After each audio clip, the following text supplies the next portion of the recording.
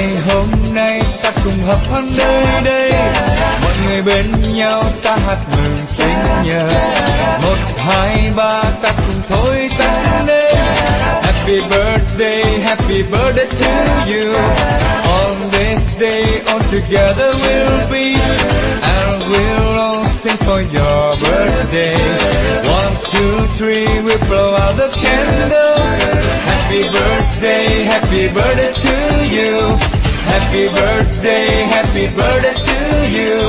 Happy birthday to you.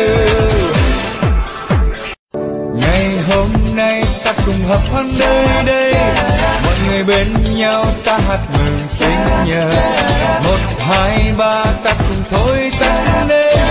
Happy birthday to you.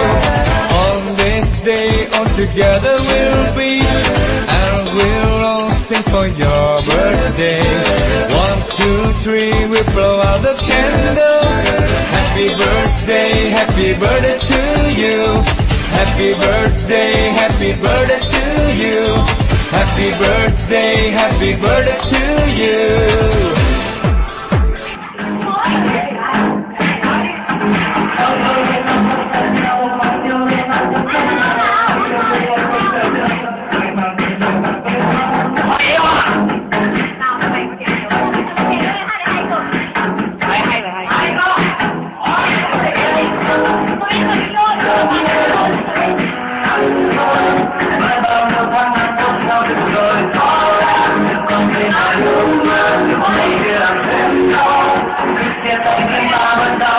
hấp dẫn.